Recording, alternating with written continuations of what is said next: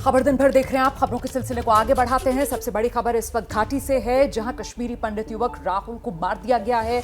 और राहुल की पत्नी मीनाक्षी भट्ट ने एबीपी न्यूज से बातचीत में बताया कैसे उन्होंने अपने पति से नौकरी छोड़ देने तक की बात कही थी। सुरक्षा को लेकर वो लगातार चिंतित थी। उनसे बात की है मेरी सहयोगी निधिश्री ने। बात हुई थी तो उन्होंने क्या बताया था? कुछ बताया था किसी तरीके की कोई साजिश की? उनको पता ही नहीं था कुछ भी। वो अपने कमरे में ही बैठे हुए थे। मेरे को बोलते कि ना मैंने ही उनको फ़ोन किया, हमने साफ़ करवा दिए। ये नीचे वॉल टू वॉल हमने अलमारियाँ बनाई थी।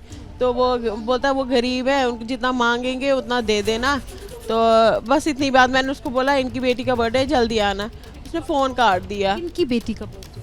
कि दोस्त की बेटी का, जहाँ में हम गए थे, जहाँ हम थे उधर ही फ़ोन आया मेरे को। हाथ बैठ के मेरे को उसको नहीं बोला ये राहुल को गोली आई है, मगर मैंने राहुल जी को फ़ोन किया, उसने नहीं उठाया।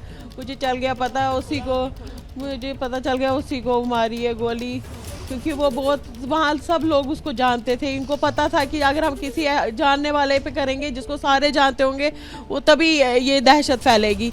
नहीं तो वो बड़गाम से लेके आप पूरा चारडूरा तक, किसी से भी, हम वो शेखपुरा से हुमामा तक किसी को भी पूछोगे इसके बारे में, सारे आपको, अगर एक भी इंसान मिल जाए ना जो इसके बारे में बुरा बोलेगा, मैं उसके जूते में पानी पी लूँगी। अगर मुझे उस वक्त पता होता कि इसके ऊपर अटैक होने वाला है, मैं उनके पैर पड़ जाती, मैं उनके घर में झाड़ू मार लेती, पोछा मार लेती, मगर उनको बोलती इसको छोड़ दो, मैं ज़िंदगी भर तुम्हारी गुलामी करूँगी, मगर इसको छोड़ दो। उन्होंने किसी को नहीं पूछा। उन्होंने वहाँ उसके दोस्त ने बोला कि इसको आए, वो अंदर 2 कि 3 बंदे थे, बोला कि ये राहुल कौन है। 3 बंदे बैठे हुए थे, राहुल कौन है? उन्होंने बोला ये है राहुल। तो यही उसने बोला शायद मैं हूँ राहुल की, उन्होंने ही बोला, क्योंकि उसके पास पब्लिक डीलिंग की थी। तो बोलते उसने सीधा फायर करना शुरू कर दिया।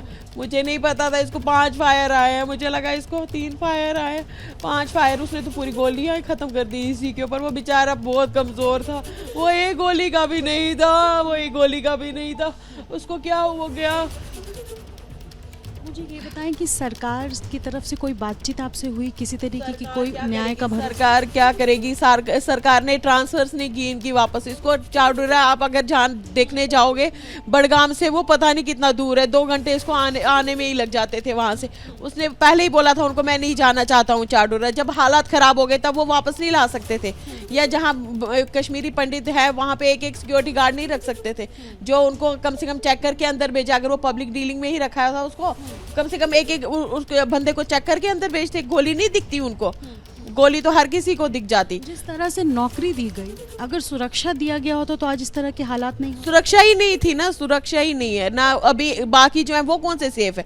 जो पिछली बारी स्कूल में घुस के मारे, वो उस बेचारे को तो मुंह के अंदर गोली मारी। उसके घर वालों को देख के मेरा दिल दहल जाता था। मुझे क्या मालूम था मुझे खुद को हो जाएगा ये, मुझे नहीं पता था। उसकी भी छोटी बेटी थी, मेरी भी छोटी बेटी है। वो कैसे, उसको बेटी को पता ही नहीं था, मेरी बेटी को भी नहीं पता है कुछ भी। वो मुझे बोलती रही मम्मी मैं हूँ ना। क्या मांग रखना चाहेंगे? क्या क्या मांगे? मेरी तरफ से कुछ मांग नहीं, खाली पहले उनको घसीट के, उनको जिसने उनके ऊपर फायर किया है उनको घसीट के मारो। मुझे और कोई मांग नहीं, मुझे उसको उनके कातिलों को मार दो। वो 3 थे शायद, तीनों को मार दो। चाहे जितने भी है जो वहाँ पे है, उनको सेफ्टी तो देनी चाहिए थी। वो तो उनकी अपनी गलती है।